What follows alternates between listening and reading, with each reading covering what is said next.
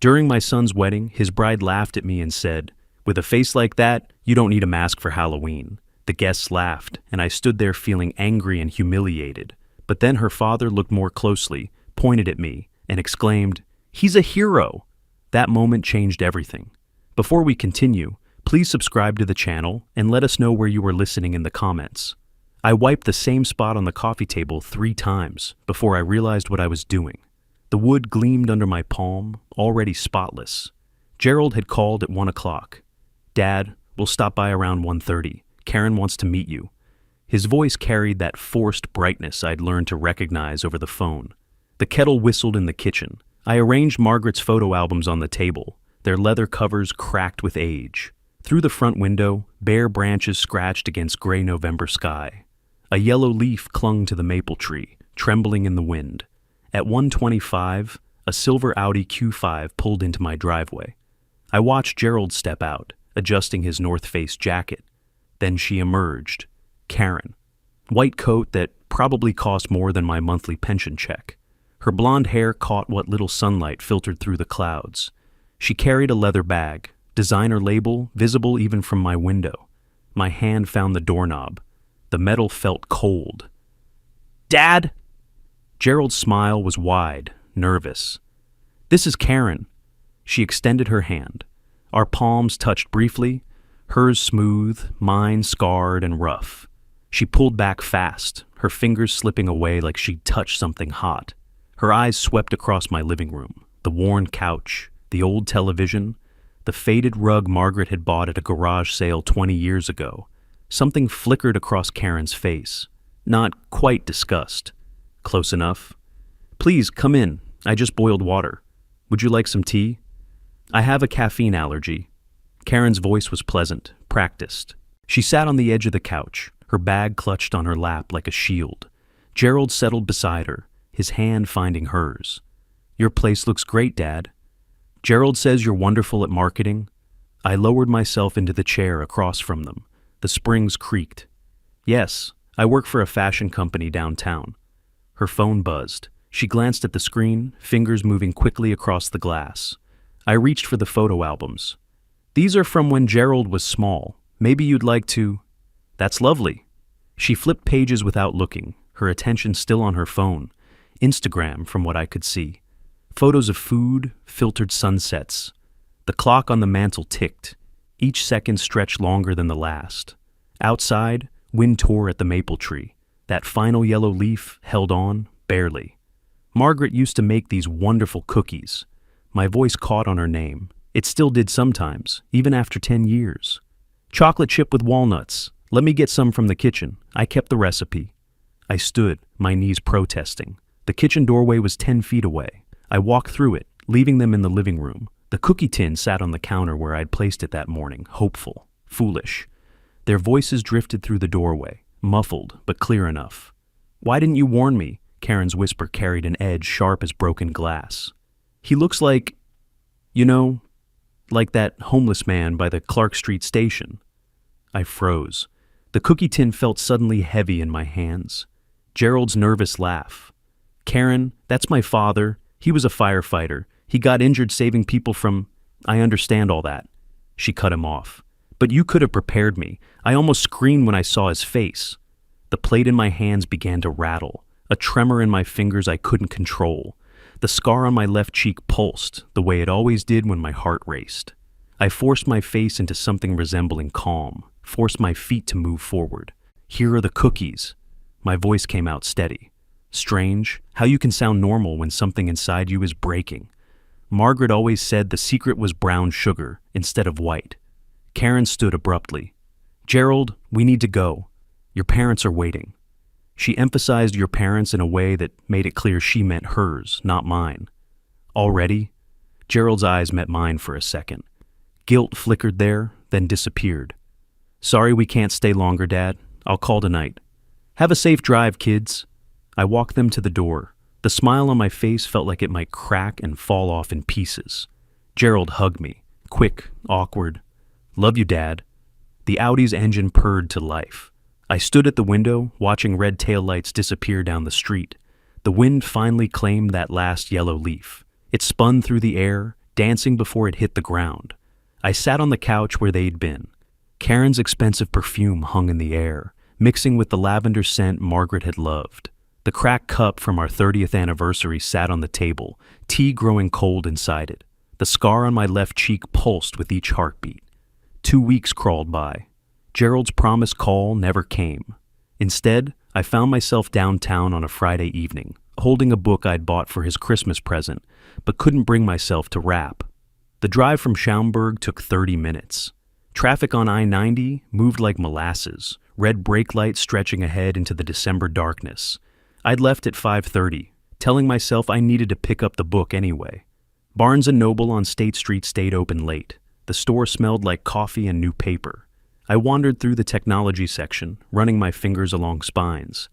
The Innovators by Walter Isaacson. Gerald had mentioned wanting to read it months ago, back when we still talked regularly. I paid cash, watching the young cashier try not to stare at my scars. String lights wrapped around bare trees outside.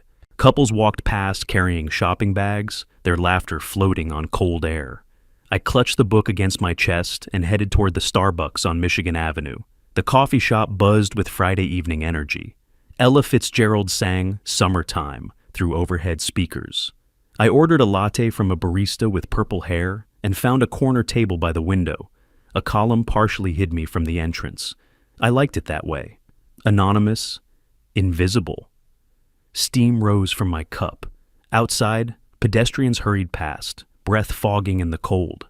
A woman in a red coat stopped to check her phone. A man argued with someone on his Bluetooth. Normal people living normal lives. At 6:50, the door opened. Gerald walked in with Karen close behind. My hand froze halfway to my cup. They didn't scan the room, too focused on each other. Karen's face was tight with irritation. Gerald's shoulders hunched, defensive. They took a table 2 spots away from mine, diagonal. I turned slightly toward the window. The glass reflected their movements like a dark mirror. The column blocked their view of me perfectly. Karen pulled out a notebook, flipping it open with sharp movements. "Look at this seating chart," her voice carried over the holiday music. "Your father cannot sit at the head table. It's obvious."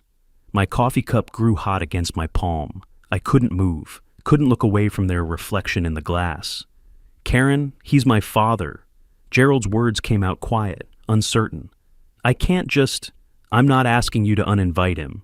She leaned forward. "Just put him somewhere less visible. Or maybe hint that he doesn't have to come. Tell him you understand it might be uncomfortable for him. He won't miss my wedding." Gerald stared at the table. "Then he'll ruin every photograph." Her voice rose slightly before she caught herself.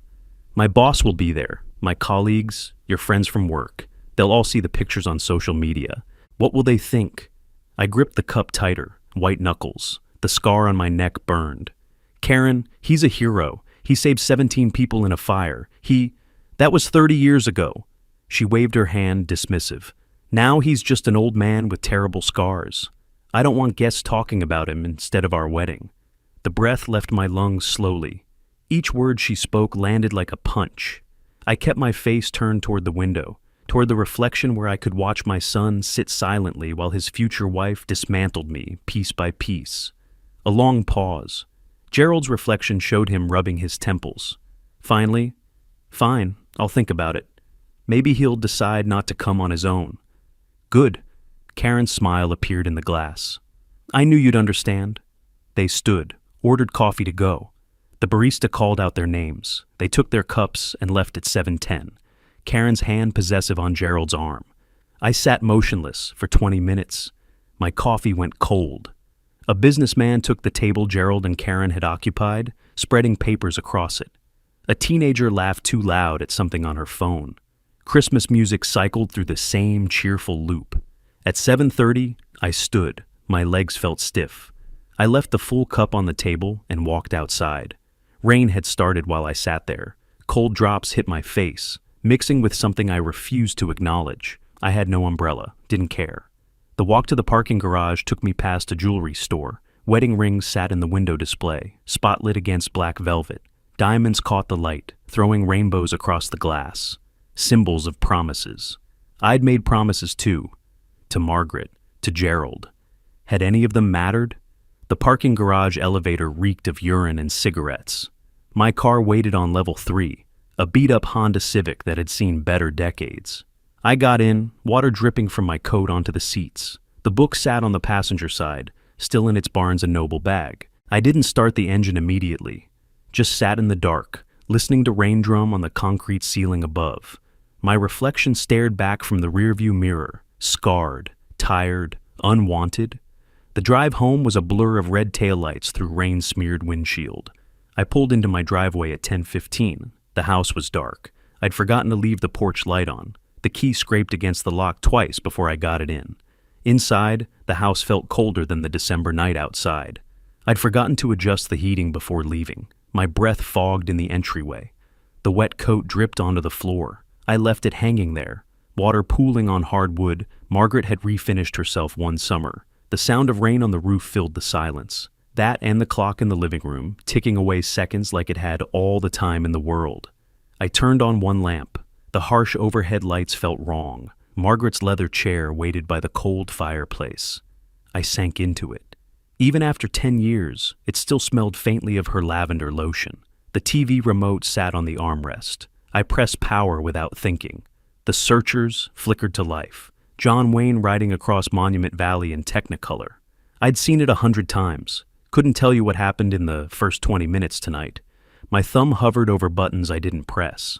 Karen's words kept playing on repeat. Just an old man with terrible scars. I stood, paced to the window. Rain slashed the glass in sheets. The maple tree's branches thrashed like they were fighting something invisible. The street lay empty. No cars, no people. Just darkness and storm. Somewhere out there, Gerald was probably home. Safe in his Lincoln Park apartment with its exposed brick and stainless steel appliances.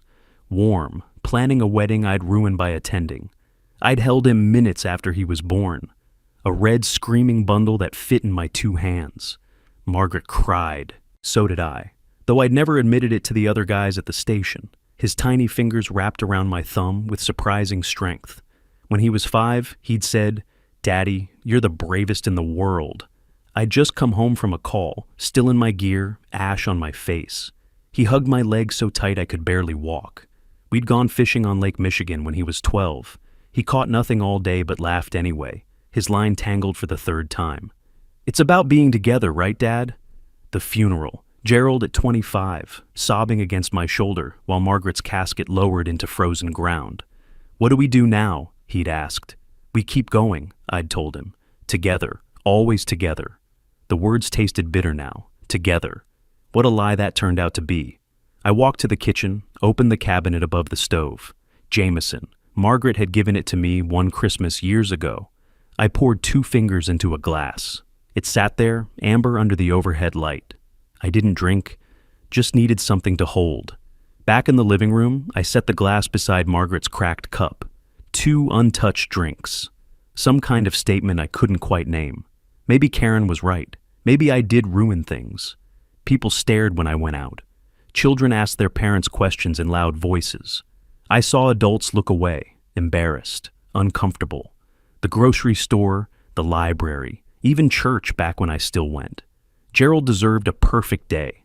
Karen wanted her perfect wedding. My face in the photographs would... What? Remind people that life isn't perfect? That heroes get burned saving others? I could text him right now. Say I'm sick. He'd understand.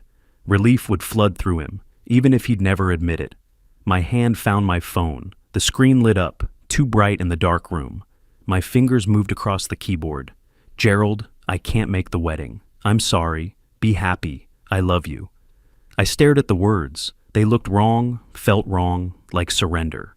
I deleted them. Tried again. "Son, I understand if you'd prefer I don't attend. Let me know." Worse. That one was worse. Like I was asking permission to be his father. I set the phone down. On TV, John Wayne rode into sunset, the hero getting his ending. The credits rolled. The rain outside softened to a steady rhythm. I raised him alone after Margaret died, cooked his meals when he came home from college on weekends, attended his graduation, helped him move into his first apartment, listened to him talk about work promotions, about meeting Karen, about falling in love. Where was she during all of that?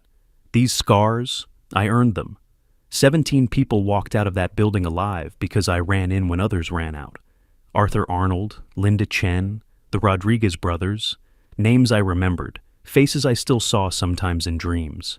They'd lived, I'd burned. That was the trade. But maybe stepping back was the last gift I could give Gerald. Let him be happy without his scarred father shadowing everything. Let him have his perfect wedding and his perfect wife and his perfect life. The photo on the mantelpiece caught lamplight. Margaret smiling at our 35th anniversary dinner, 3 years before the cancer took her. She'd worn that blue dress I loved. Her hand rested on mine in the photograph, her wedding ring catching camera flash. I stood before it, studying her face like I could will her to speak. What would she say? I knew exactly what she'd say. Harold, you ran into burning buildings for strangers. Her voice in my memory, clear as yesterday. You think I married a man who runs away? After the fire, during those months in the hospital, she'd sat beside my bed every single day. When I finally saw my face in a mirror, when I'd turned away unable to look, she'd taken my chin in her hand, gentle but firm, made me look at her instead. Your scars are medals, she'd said. Anyone who can't see that isn't worth your time. Margaret would have marched to that coffee shop, would have told Karen exactly where she could put her perfect wedding, would have stood beside me at that ceremony with her head high, daring anyone to comment. What would you do, Meg? The answer came easy. She'd go. She'd hold her head high. And she'd dare anyone to say a word. I walked to the bedroom hallway, opened the dresser drawer. Beneath old socks, the metal lay wrapped in tissue paper. For valor. The newspaper clippings were there too, yellowed with age. Firefighter saves 17, critically burned. A photo of me in the hospital, face wrapped in bandages. Another from the ceremony 6 months later, my new scar still red and angry as I shook the mayor's hand. I touched the medal's cold metal. Didn't take it out. Just looked. Then closed the drawer. I didn't need it. I knew what I'd done. Knew who I was. Back in the chair, I picked up my phone again. Typed, Gerald, I can't make the wedding. Deleted it. No. This was my son's wedding. I was his father. I raised him, loved him, sacrificed for him. I had every right to be there. I wouldn't hide. Wouldn't pretend I didn't exist. Karen wanted perfection. She'd get dignity. I'd show them what real strength looked like. Tomorrow, I'd buy a new suit, get a haircut, walk into that wedding looking exactly like the father of the groom should. I sat back, closing my eyes. Not to sleep, just to rest before the battle ahead. Outside, the rain finally stopped. The sky turned from black to gray, that pre-dawn color that meant morning was coming, whether I was ready or not. I stood, joints stiff from sitting all night. My reflection in the window looked back at me, scarred, tired, but unbroken. Tomorrow, I'd start preparing. But first, I needed coffee. I made coffee at 6:30. My hands were steadier than I expected. Outside, the sky had turned from gray to pale blue. The rain finally gone. I'd slept maybe 90 minutes. Didn't matter. I had work to do. The closet door creaked when I opened it. 3 suits hung there, relics from the 90s, moth-eaten shoulders, outdated cuts. I ran my hand over the fabric of one. Margaret had picked it out for Gerald's high school graduation. The sleeve felt thin under my fingers, threadbare. None of these would do. Not for this. At 9:15, my phone rang. Gerald's name lit up the screen. Dad, how are you? His voice carried that forced brightness again. Haven't heard from you in a while. I set my coffee cup down carefully. I'm fine, Gerald. Wedding preparations going well? A pause. Then, actually, that's why I'm calling. Karen's worried about the seating arrangements. We have limited space at the head table. Maybe you'd be more comfortable sitting with my colleagues, people closer to your age. The coffee had gone cold. I stared at it. Gerald, are you asking me not to come to your wedding? Silence stretched between us. 5 seconds. 10. I counted. No, of course not. The words tumbled out too fast. Just thought you might be more comfortable. I understand. I cut him off. Don't worry, I'll be there. I hung up before he could respond, sat at the table, jaw tight. He couldn't even say it directly. Couldn't find the courage to tell his own father the truth. By 11, I was in the car. The drive to Woodfield Mall took 10 minutes, traffic light on Saturday morning. The parking lot sprawled endless, cars glinting in weak December sun. I found a spot near the Macy's entrance, sat there a moment before getting out. One last moment of doubt. Then I opened the door. Men's Warehouse occupied a corner of the mall. Mannequins posed in the windows wearing suits I couldn't afford. I walked in anyway. Rows of jackets lined the walls, organized by color and price. A young man approached, maybe 25, professionally friendly. "Good morning, sir. Can I help you find something?" "I need a suit." The words came out firmer than I felt. "For my son's wedding. Something elegant." Jake, his name tag read Jake, didn't react to my scars.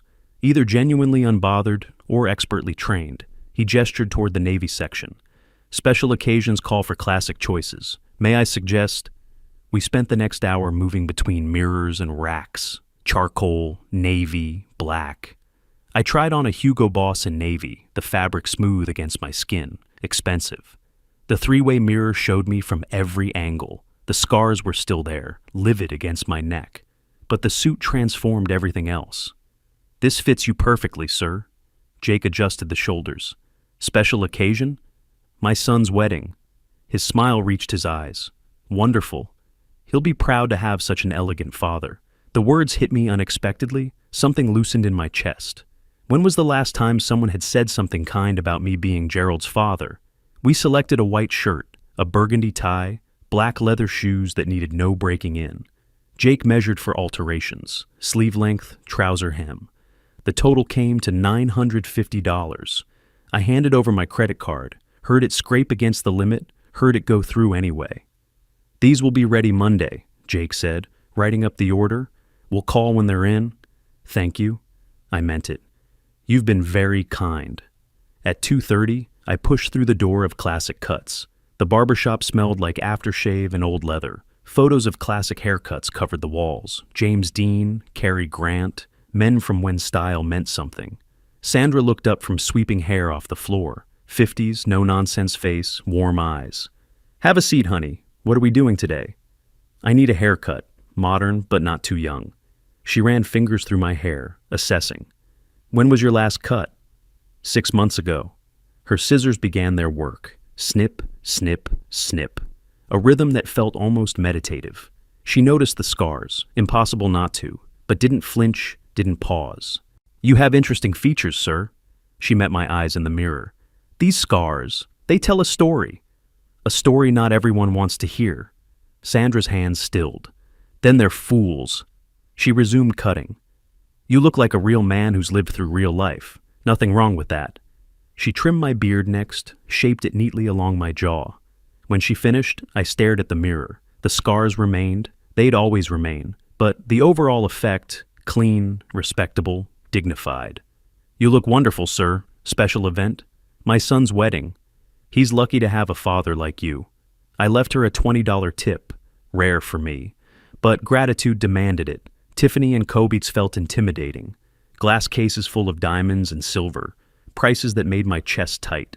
But I walked in anyway, determined. A salesperson materialized, polished, and professional. "May I help you?" "I need a wedding gift for my son and his bride." She showed me photo frames, simple ones, ornate ones.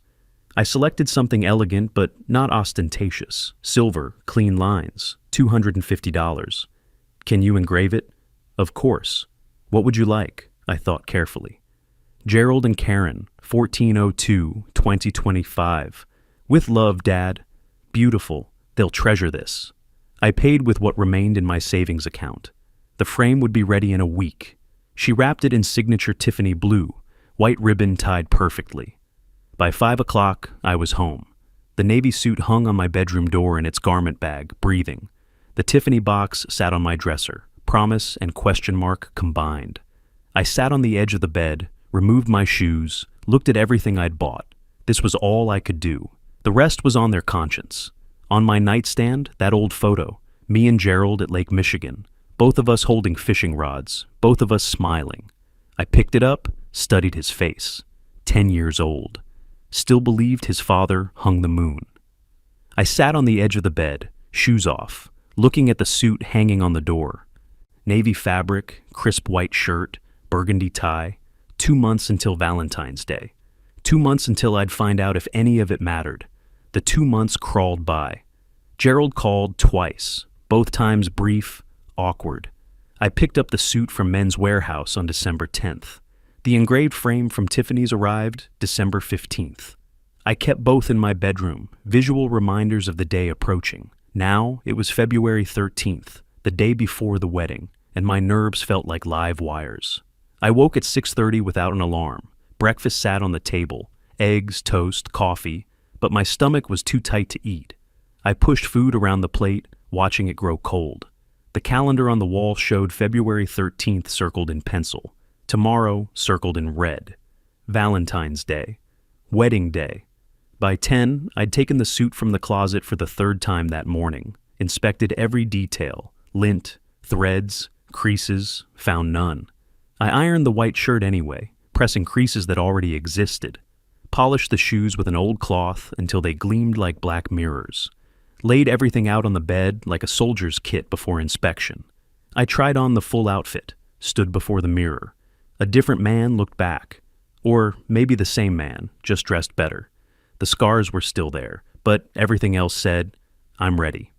I changed back into jeans and a flannel shirt, hung the suit carefully on the door, couldn't risk wrinkles now. At 11:30, my phone rang, Lawrence's name on the screen. Harold, tomorrow's the big day. His enthusiasm burst through the speaker. Can't wait to see you in that new suit.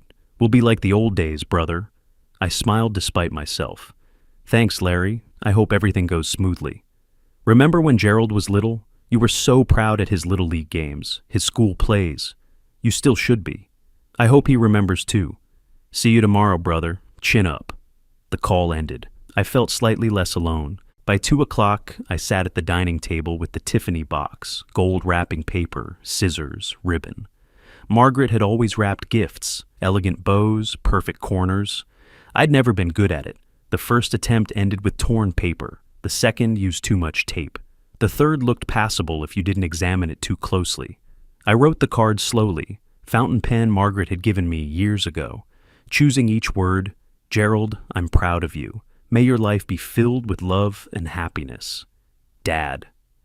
My handwriting looked neater than usual. Margaret had taught me that. Said a man should write legibly, with intention. I sealed the envelope, set the wrapped gift on my dresser beside the suit. At 4 o'clock, I tried calling Gerald. The phone rang 3 times, then went to voicemail. Declined. A few minutes later, a text arrived. Busy with preparations? See you tomorrow, Dad. I stared at the screen, typed a response. Looking forward to it, son. My thumb hovered over send. I deleted it, set the phone down on the table. At 5, despite the temperature hovering near freezing, I went out to the porch, sat in the wooden chair without a jacket. Clear winter night, stars beginning to appear. My breath fogged in the cold air. I watched my neighbors' houses, warm lights glowing in windows, families inside doing family things. My house behind me sat dark except for one lamp. Tomorrow everything changes. Either Gerald sees I'm worth respecting, or I lose my son. Simple as that. I stayed until my fingers went numb, about 30 minutes. Finally went inside, feeling nothing in my hands. The evening news played at 7:30. A story about veteran firefighters receiving commendations. I watched young faces, old equipment, familiar danger. Remembered my years, the alarm bells ringing at 3 a.m., gear heavy on shoulders, heat so intense it warped metal, the day of the Bradley fire, smoke so thick I couldn't see my hand, carrying people out, going back in, the beam falling, flames everywhere, waking in the hospital, bandages covering half my face, Margaret crying in the chair beside my bed. I turned off the TV. At 10, I tried to sleep, lay in bed staring at the ceiling. The suit hanging on the door was visible in streetlight filtering through the window. I turned over, couldn't settle, got up, drank water from the kitchen sink. Back to bed. The clock read 11:47, then 1:15. Finally, around 1:30, exhaustion won. I woke to gray February light filtering through curtains. 6:15 a.m., Valentine's Day, my son's wedding day. I lay there a moment, then sat up. Today I'd find out if dignity mattered more than appearance. I put on the navy suit at 1 o'clock, white shirt, burgundy tie, black shoes polished until they gleamed. The mirror showed a man I barely recognized, neat, respectable, determined. The scars were still there. They'd always be there. But everything else said, I belong here. I called a taxi for 2:30. The drive took 30 minutes, Schaumburg to the Chicago lakefront, traffic moderate for a Friday afternoon. The taxi driver didn't speak much, which suited me fine. I watched the city slide past the window, clutching the Tiffany gift box on my lap. At 3 o'clock, the taxi pulled up to the Lakeshore Hotel. I paid the driver, stepped out onto the sidewalk. The building rose before me, glass and steel, modern, expensive. Panoramic windows reflected Gray Lake, Michigan behind me. I straightened my tie, took a deep breath. This was it. No turning back. The lobby opened up like a cathedral, marble floors, crystal chandeliers, elegant people moving through elegant space. A woman with a clipboard approached, professional smile in place. "Good afternoon. Are you a guest of the bride or groom?" "I'm father of the groom." Her smile faltered, just for a second. Confusion flickered across her face, checking some mental list where my name apparently didn't appear, but she recovered smoothly. "Oh, wonderful. Welcome, Mr. Matthews. The ceremony will be at 5 in the main hall, 3rd floor." I nodded, moved toward the elevators. Karen hadn't mentioned me. Didn't surprise me anymore. The 3rd floor opened onto a preparation wing. I heard voices, followed the sound. Gerald's prep room had the door slightly ajar. I knocked softly. Gerald turned from the mirror where he'd been adjusting his bow tie. Saw me, froze. "Dad, you're so early? Wanted to congratulate you before the ceremony." I extended the gift box. "For you and Karen." He took it, fingers careful on the blue wrapping. "Thank you." He didn't open it, just held it, uncertain what to do next. Uncomfortable silence filled the space between us. The door opened. Karen entered wearing a Vera Wang wedding dress that probably cost more than my car. Stunning, objectively. She stopped when she saw me. "Oh, Mr. Matthews, you're already here." Her voice could have frozen the lake outside. "Karen, you look beautiful. Congratulations." She turned to Gerald. "Gerald, we need to finish preparations. We have so much to do." I understood. "I won't interfere. See you at the ceremony." The door closed behind me before I'd finished speaking. At 3:30, I entered the main banquet hall. My breath caught. White roses and orchids covered every surface. Gold chairs arranged in perfect rows. Crystal glassware sparkled on white-clothed tables. And those windows, floor to ceiling, showing the gray expanse of Lake Michigan. The Chicago skyline stark against winter clouds. A string quartet was setting up near the ceremony space, tuning instruments. Classical music drifted through the hall, soft and expectant.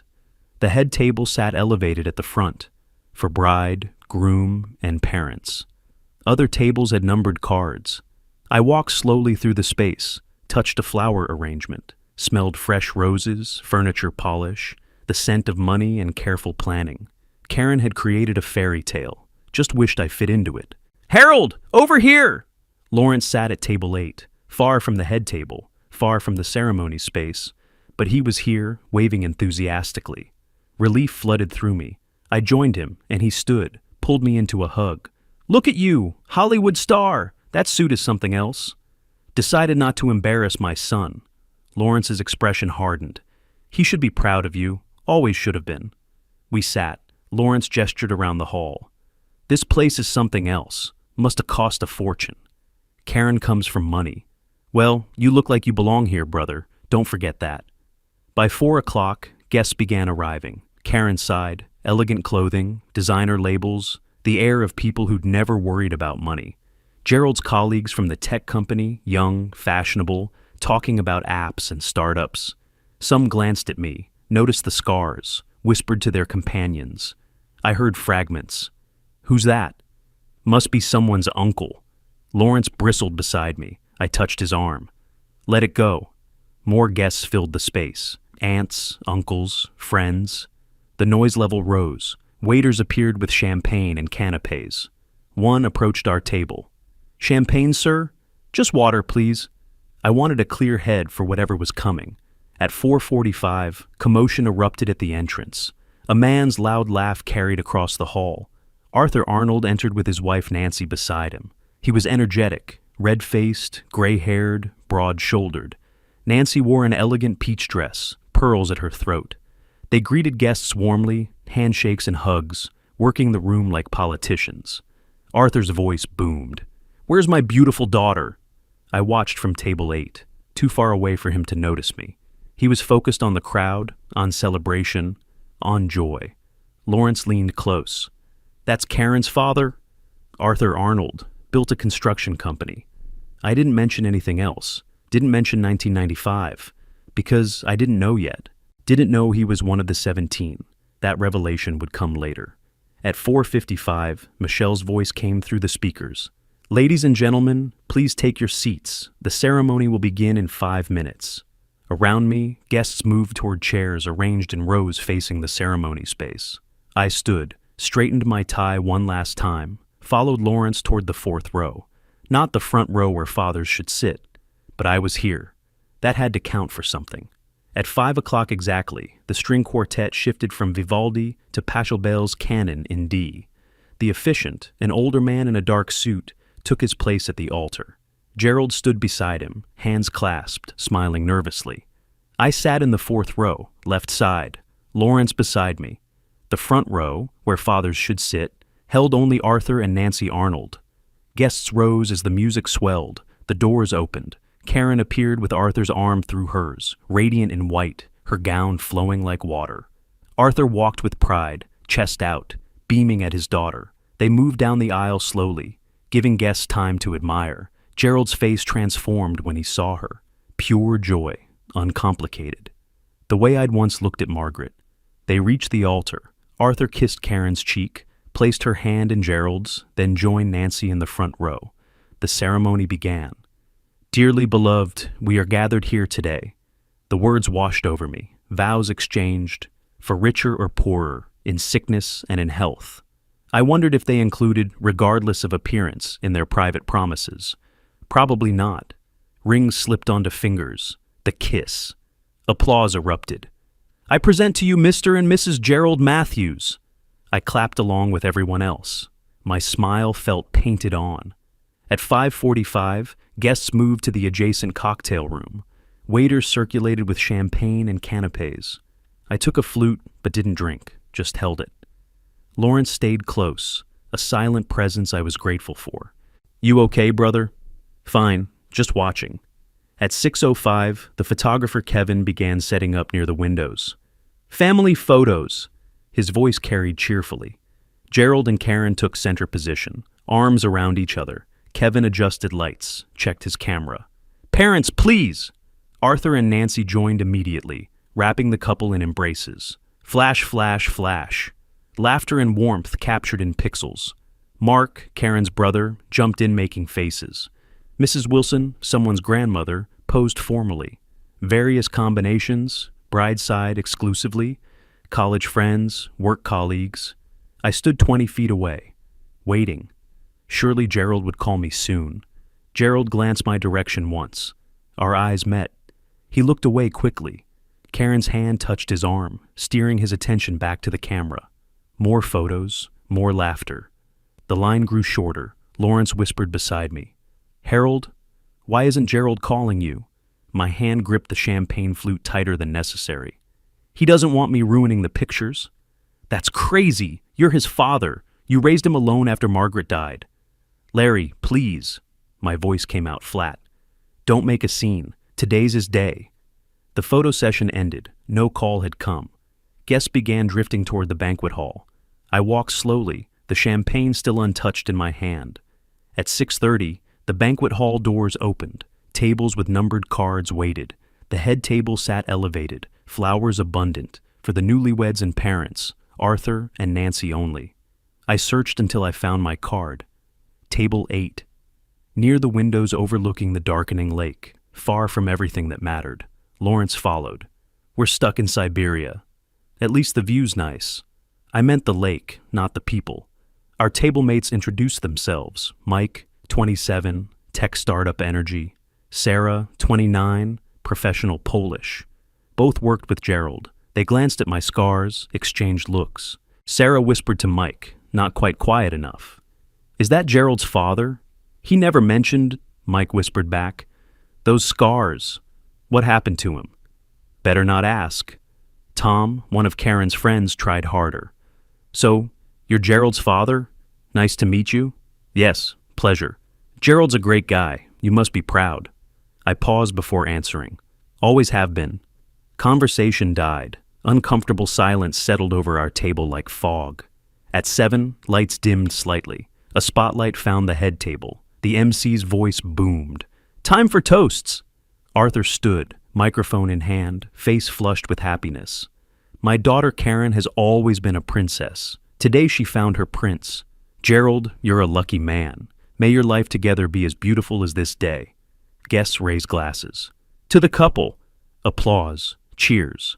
Nancy added brief words about love and family. Gerald thanked everyone. "Thank you all for being here. This means everything to us." No mention of me, not a word. I raised my water glass quietly to myself. "To my son?" Karen whispered something to Gerald. They laughed together. Arthur's arm wrapped around Nancy. A perfect family tableau at the head table, complete without me. At 7:15, waiters brought food. Arugula pear salad, filet mignon with truffle puree, chocolate mousse. Everything looked exquisite. I cut the meat into small pieces, chewed mechanically, tasted nothing. Lawrence touched my shoulder occasionally. Silent support. Mike and Sarah talked about tech. Tom and Lisa discussed vacation plans. I sat silent, watching the head table like it was a stage and I was audience, not family. At 7:25, the MC's voice boomed through speakers. "Ladies and gentlemen, it's time for our guest photo session. Everyone who wants a picture with the happy couple, please form a line by the windows." Around the room, chairs scraped. Guests stood, laughing, moving toward the photo zone. Lawrence looked at me. I looked at the head table, where Gerald and Karen were rising, smiling. Maybe this was my chance. I stood when Lawrence nudged me. "Go on, your turn." My legs felt heavy walking toward the windows, where Kevin, the photographer, was setting up lights. A line had formed, 20, maybe 30 people waiting. I joined the end, hands at my sides, heart beating faster than it should. Arthur and Nancy went first. Arms around the couple, beaming, 4 faces glowing with joy. Flash, flash, flash. Mark came next, throwing peace signs, everyone laughing. College friends posed with silly expressions. Gerald's colleagues maintained professional smiles. Each photo captured warmth, belonging, connection. I watched from my place in line. They all fit. I didn't. The line shortened. My turn approached. Lawrence watched from table 8, tense, as if willing strength into me. "Next, please," Kevin called. I stepped forward. Gerald saw me. His body tensed, shoulders rising slightly. Karen's smile froze into something harder. "Congratulations again." I moved toward them, intending to stand between father and son for one photograph. Just one. My hand began to rise, reaching toward Gerald's shoulder. Karen's voice cut through the moment, loud and cheerful, performing for nearby guests. "Mr. Matthews, with a face like that, you don't need a Halloween mask," she laughed, looking at the people around us. Some guests laughed too, uncomfortable, uncertain, but laughter nonetheless. "Ha! Halloween joke! That's harsh!" More laughter, nervous energy spreading. Gerald smiled weakly. "Karen?" The word carried no force, no defense, just acknowledgement that she'd spoken.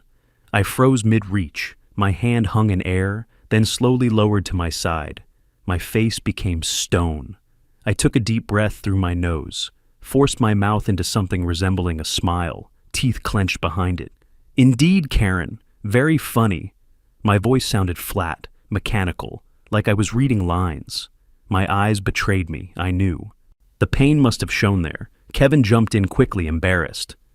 Smile, everyone!" Flash, flash, flash. The camera captured it all. Harold beside the couple, visible distance between us. Me, not smiling naturally, more grimace than joy. Gerald uncomfortable. Karen satisfied. "Congratulations once more." I kept my voice steady. "Happy life." I turned, walked back toward table 8. Head straight, shoulders back, dignity even in humiliation. Behind me, voices continued. That was brutal. But he handled it well. Who is he anyway? No idea? Some distant relative? I heard fragments, kept walking. Reached table 8, sat heavily. My hands went under the table where no one could see them trembling. Lawrence leaned close, angry whisper. "Harold! What was that? How dare she say that to you?" "Leave it, Larry." My voice shook despite my best efforts. "Doesn't matter." "It does matter. You don't deserve that kind of treatment." I stared at the tablecloth. "I've done everything I could. Don't you dare leave. Don't let her win. I'll stay for the wedding." I met his eyes. "But I'm done trying to be part of this family." At 8 o'clock, I picked up my napkin, wiped my mouth though I hadn't eaten anything recently. Mechanical action. Enough. I'd come. I'd tried. I'd worn the suit, brought the gift, held my head up through ceremony and photos and humiliation. But I couldn't take more of this. My hand gripped the chair arm. Time to leave. Go home. Never return. Gerald had made his choice. Maybe Karen was right. Maybe I didn't belong in their perfect world. One last look at the head table. Gerald and Karen laughing at something Arthur was saying. Arthur gesturing broadly, telling some story. They looked happy. Complete without me. "Goodbye, son." I whispered it, knowing no one could hear. I was halfway out of my chair when a voice cut through the noise. Loud, commanding, shocked. "He's a hero!" Every head in the room turned toward the bar. Arthur Arnold stood there, arm extended, finger pointing directly at me. "He's a hero!" Arthur Arnold's voice rang across the ballroom. Music still played softly, but conversations died. Heads turned. I stood frozen, half risen from my chair. Arthur's finger aimed at me like an accusation. Or a proclamation. Nancy touched his arm. "Arthur? What are you doing?" He ignored her, staring at me with an intensity that made my chest tight. He set his whiskey glass on the bar, strode toward me. Guests parted, creating a path. His eyes never left my face. I stood fully, confused but maintaining composure. He stopped 3 feet away, studying me. Left side scars, nose shape, eyes, recognition solidifying in his expression. "This man is a hero!" Louder now, making sure everyone heard. "He saved my life!" Guests murmured, confused. From the head table, Karen's voice carried. "Gerald, what's happening?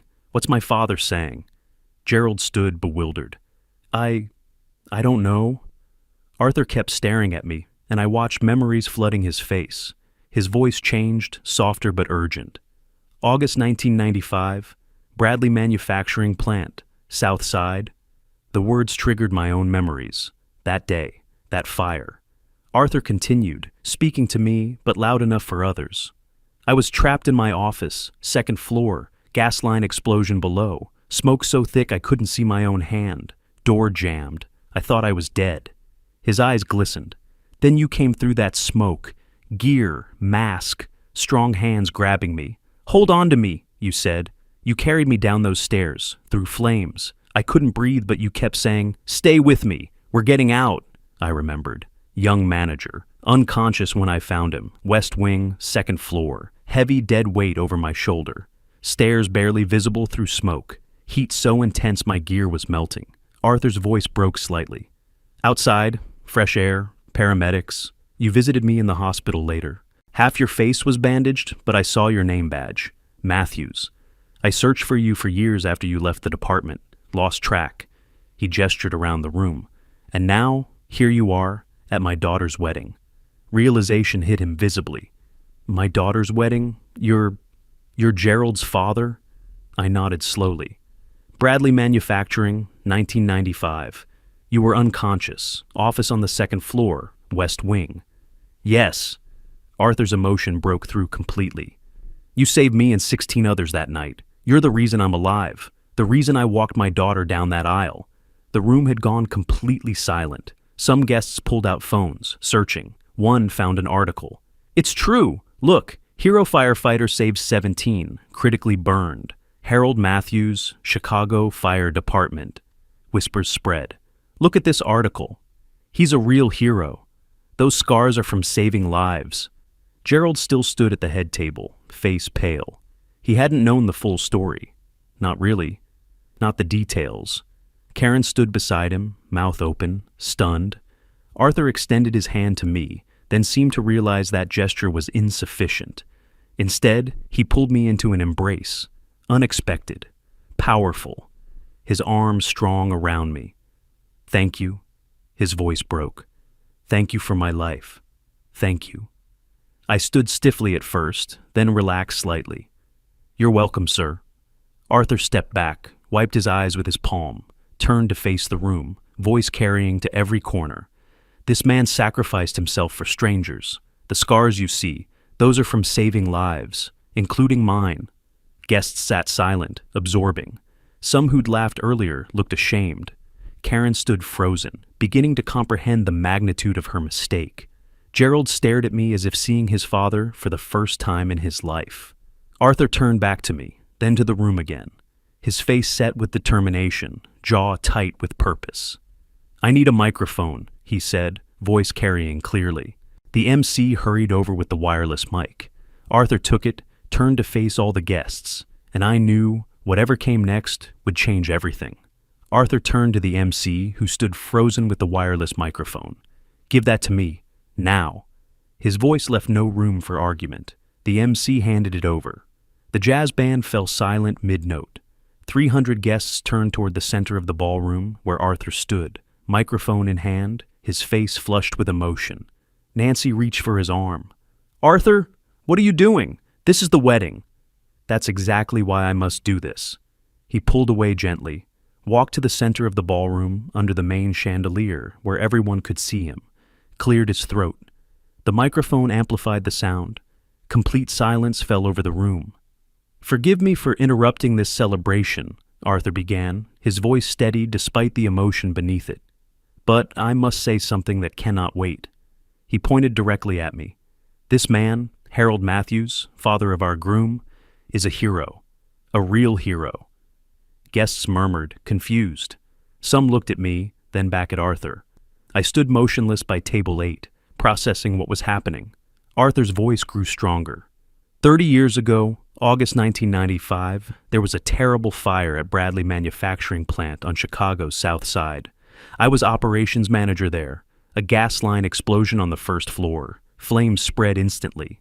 I was trapped in my second-floor office. Smoke filled the hallway so thick I couldn't see my own hand. The door jammed. I couldn't breathe. He paused, letting the words settle. The room held its breath. I thought I was going to die.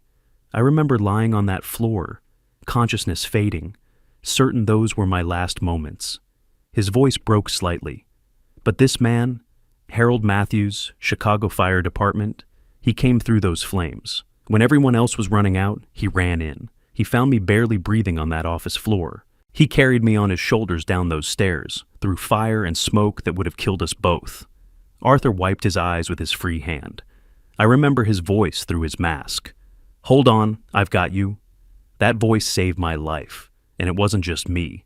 That night, Harold saved 17 people. 17. He went back into that building again and again until everyone was out. The room remained silent. Some guests had pulled out phones, searching. But the price... Arthur's voice dropped, became grave. The price was enormous. During the last rescue, a burning beam fell on Harold. He suffered severe burns. Face, neck, hands, back. Months in the hospital, multiple surgeries. His firefighting career ended that day. He was 35 years old. My hand found the back of my chair, gripping it for support. These memories, spoken aloud after so many years of silence. "When I visited him in the hospital," Arthur continued, "you know what he said? 'Just doing my job, sir.' No complaint, no self-pity, just quiet dignity." He looked directly at me. "I searched for you for years, Harold. Wanted to thank you properly. Lost track when you left the department. And tonight, at my daughter's wedding, I see you again. The man who gave me 30 more years of life. Father of my daughter's husband." Understanding rippled through the crowd. Guests' phones glowed like scattered fireflies as they searched and found articles. Someone said loudly enough to hear, "Here! Hero firefighter saves 17, critically burned. It's him!" Another voice. "I remember this story. It was all over the news in 95. Arthur turned sharply toward the head table, his expression hardening. "Karen, His voice carried authority and disappointment. Do you understand what you did tonight? You mocked the man who saved your father's life. You humiliated a hero at your own wedding. Karen stood pale and trembling, one hand covering her mouth. Harold Matthews looks the way he does because he gave part of himself saving others. His scars aren't flaws. They're medals of courage. Arthur's voice rang through the ballroom. And if anyone here doesn't understand that, he looked around the room slowly. They don't deserve to know a man like him. Powerful silence followed. Then Arthur walked back toward me, leaving the microphone on a nearby table. He stopped before me, studied my face once more, then pulled me into an embrace. Thank you, he whispered, but loud enough for those nearby to hear. Thank you for my life, for these 30 years with Nancy, for seeing my daughter grow up, for this moment. I embraced him back, finally allowing emotion to show, my throat tight, eyes burning. I never forgot you either, Arthur. He stepped back, keeping one hand on my shoulder, turned toward the head table where Karen still stood, pale and trembling. His voice carried across the room. Karen, come here, now, and apologize to the man who saved your father. The ballroom held its breath. Karen stood frozen for 3 seconds. Then, slowly, she descended from the head table. Every eye followed her. The Vera Wang gown that had floated so elegantly hours ago now seemed to drag behind her. Her hands trembled at her sides. She crossed the ballroom, 30 feet that must have felt like 30 miles, toward table 8. Toward me. She stopped 3 feet away. Long pause. Uncomfortable silence stretched. Finally, she lifted her eyes. Tears streamed down her face, mascara running in black tracks. Mr. Matthews? Harold. Her voice shook. I didn't know, but that's no excuse. What I said tonight, about Halloween, about your appearance, it was cruel, unforgivable. She pressed her lips together, fighting sobs. You saved my father's life, and I mocked you. I'm so sorry, truly sorry. I watched her, face unreadable. Let the silence stretch. She needed to feel the weight of what she'd done. Finally, I spoke quietly. Apology accepted, Karen. But remember, appearance doesn't define a person. Real beauty is inside. I hope you've learned that tonight. Yes. She nodded, crying harder. I have. I promise I have. She turned, walked back to the head table. Gerald caught her, and she buried her face in his shoulder, sobbing. After a moment, Gerald stood, walked toward me alone, stopped before his father, eyes red-rimmed. Dad! The word cracked. I looked up at my son. I didn't know. His voice came out strained. You never told me the full story. I remembered you were a firefighter, that you'd been injured saving people, but not this. Not 17 lives, not Arthur. I didn't want to boast, Gerald. I kept my voice steady. But I hoped you'd defend me when it mattered. Pain flashed across his face. I know, I failed you. I was weak. I chose her comfort over your dignity, and His voice broke completely. I'm so sorry, Dad. I stood, faced him directly. Gerald's face crumpled. He started crying, not quiet tears, but sobs that shook his shoulders. I'm sorry. I'm so sorry. I pulled him into an embrace. He collapsed against me, crying on my shoulder like he hadn't since Margaret's funeral. Forgive me, Dad. Please forgive me. I stroked his back the way I'd done when he was small, when nightmares woke him. I love you, son. Always have, always will. I don't deserve it, he choked out. Love isn't about deserving. It just is. We stood there, father and son, while the ballroom watched. Some guests cried too, witnessing this reconciliation.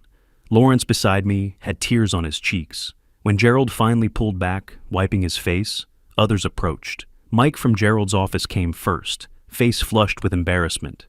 Mr. Matthews, I whispered about your scars earlier, asked what happened to you. I'm deeply ashamed. You deserve nothing but respect, sir. Thank you, Mike. That means more than you know. Sarah joined him. Mr. Matthews, Gerald never told us about you, any of this. Now I understand where he gets his strength, from you. He's strong on his own, I replied. I just tried to set an example. Tom, one of Karen's friends who'd sat at our table, approached next. Sir, I laughed earlier when Karen made that comment. I didn't understand. I apologize. You deserve honor, not mockery. I nodded graciously, accepting. An elderly woman, Mrs. Wilson, took both my hands in hers. "Young man, your story reminds me of my late husband. He was a firefighter, too, passed 20 years ago. You're special people, giving yourselves for others. Thank you for your service." "Thank you, ma'am. That's very kind." Lawrence stood beside me throughout, beaming like a proud brother. "Told you, Harold, truth always comes out." Finally, Nancy approached. She took my hand in both of hers, squeezing gently.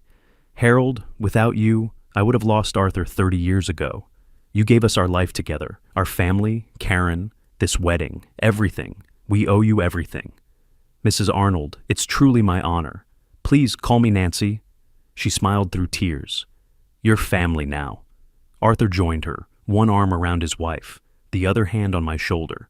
The three of us stood connected, past and present woven together by fire and survival and this unlikely reunion. "You'll always have a place at our table," Arthur said firmly. "Always." The atmosphere in the ballroom had transformed completely. Earlier, I'd been invisible, mocked, excluded. Now conversations hummed with words like heroism, sacrifice, true character. Guests shared articles on their phones, pointing at photos of young Harold from 1995. Some looked ashamed, remembering they'd laughed at the Halloween comment. Others seemed genuinely inspired. I didn't want excessive attention, never had. But this recognition, earned through 30 years of silence, felt right somehow. Arthur's voice boomed again, no microphone needed this time. "Harold, you're sitting in the wrong place. You're the father of the groom. Your seat is at the head table, with us." I started to refuse, but Gerald took one arm, Arthur the other. Together, they led me across the ballroom toward where I should have been all along. They seated me between Gerald and Arthur, the head table, where fathers sit. Karen, on Gerald's other side, smiled at me, tentative but genuine, trying. Nancy passed me a glass of champagne. "A proper toast," she said warmly. For the first time that evening, I accepted. An older man, one of Arthur's colleagues, stood from his table, raised his glass. "To Harold Matthews, a man who reminds us that true courage isn't found in a beautiful face, but in a great heart." "To Harold!" The response thundered from 300 voices. More toasts followed, each one honoring sacrifice, bravery, the man behind the scars. I raised my glass each time, humbled, as Gerald's arms stayed around my shoulders. At 10:15, the dance floor opened. Gerald and Karen took their first dance as husband and wife, swaying to Ed Sheeran's Thinking Out Loud. Then the MC announced, "Now, parents." Arthur swept Nancy onto the floor. They moved gracefully, decades of partnership evident in their steps. Then Gerald approached me, extending his hand. "Dad, dance with us?" I laughed. "I haven't danced in years, son." "Then it's time to start again." He took my hand, led me to the floor.